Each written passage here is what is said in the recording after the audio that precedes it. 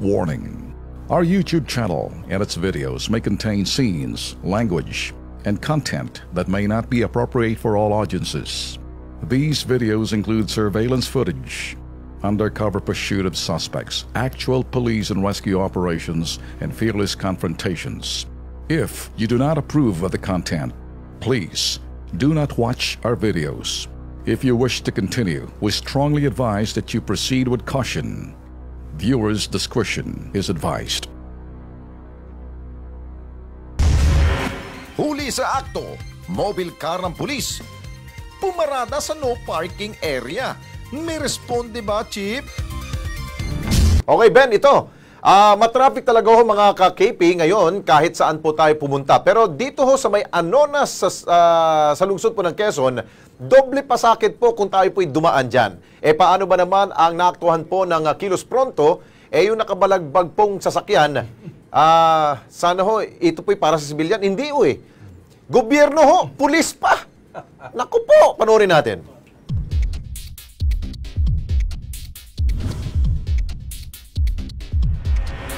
Matinding pagsisikip ng trapiko ang bukang bibig na hinaing ng bawat motorista. Kaya naman, ang pamahalaan, ilang proyekto na ang ginagawa para ito'y masolusyonan. Isa na rito ang pagtatatag ng Interagency Council on Traffic o I-ACT na pinagsasamang lakas ng PNP, HPG, LTO, LTFRB at MMDA para mag-monitor at isaayos ang daloy na lansangan. Pero sa Anonas Street sa lungsod ng Quezon, naaktuhan ng Kilos Pronto Team ang dalawang police mobile na ito na nakaparada sa kalsada kung saan may nakalagay na no parking. Sa halip na magamit ng motorista ang daanang ito, nagiging sagabal tuloy ito at nagdudulot ng pagsisikip ng trapiko. Ang masaklap, mga sasakyan pa ng pulis. Mapaumaga man o gabi, hindi na ito inaalis sa kalye. Quezon City Police District Station 9 Commander, tila kasapakat ka sa problema sa trapiko. Pues, Kilos Pronto, aksyonan mo ito. Maging huwaran kayo sa inyong nasasakupan. Iparada nyo ang mga patrol car sa lugar at hindi sa bawal at nakakaabala. Okay, para bigyan ho ng Kilos Prontong aksyon, nasa linya ho ng telepono si Police Superintendent Wilson de los Santos. O kapilyedo pa ito ha. Siya pong hepe ho ng Station 9 QCPD na nakakasakop po dyan sa Anonas.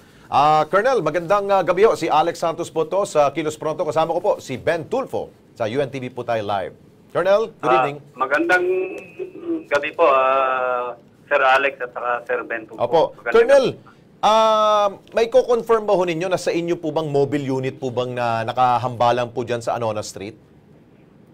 Hindi ko po ma-confirm. May picture po ba? Oho, may video kami. Kung kayo po ay nakakapanood ngayon po sa UNTV, ayan po, dalawa hong mobile, isa hong sedan at isa pong parang AUV. Mukhang hindi mo mapagkailaw na police mobile ho to eh. QCPD. QCPD po. Saan pong area nakaparada, sir? Nakaparada ho to sa may Anonas, harap ho na isa pong kainan ho eh. Okay. Ano pong pwede ho nating aksyon ho dito, Colonel? Kung mobile po ng pulis yan, kailan po nakaparada para maikuha natin? Hanggang ngayon po ba nakaparada pa rin? Opo, matagal na po yan. Harap pala mismo ho ng inyong pong istasyon. Hindi ho ninyo napapansin ho, Colonel? Meron ho kaming nakaparada nga dyan na isang medyo na... Dalawa ho, Colonel. Napaparada po dyan yung sira na...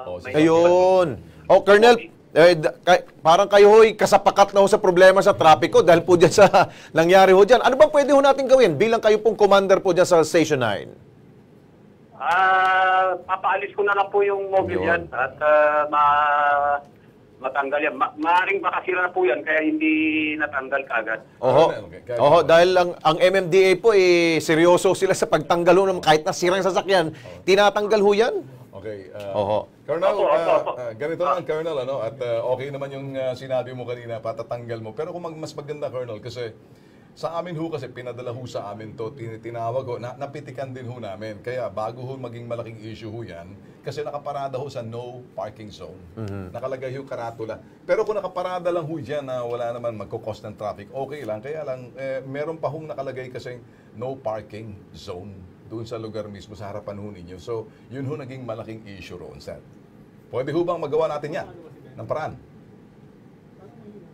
Colonel, pwede ho natin magawa ng paraan dyan? Apa. Alright. Sige, Colonel. Lex. Sige, maraming salamat po kay Colonel Wilson De Los Santos ng Station 9 po. Station Commander po sa Station 9. At bibisitahin siguro natin ng Ben kung gagawing aksyon ito ni Colonel. Malapit lang yan. Alam mo, Lex, kung minsan, Nakakaligtaan. sila. No? Nakakaligtaan Not lang. in defense of these guys, ng mga police. Sa harap mismo pala yan ng Station 9. Tapos, doon sa harap pa na yun, may nakalagay na mga no parking area. Oo, tama. Kasi baka maging malaking issue yan. Although sa atin, magiging magaan pa tayo. Naaktuhan yan eh. Naaktuhan ng mga KP team. Oo. Kaya, nangako naman siya. Parang hindi niya alam eh. Oo, pero hindi pwedeng hindi niya alam eh. Kaya Station Commander ka, Ben. Ayaw kong lumawas sa parang eng-eng.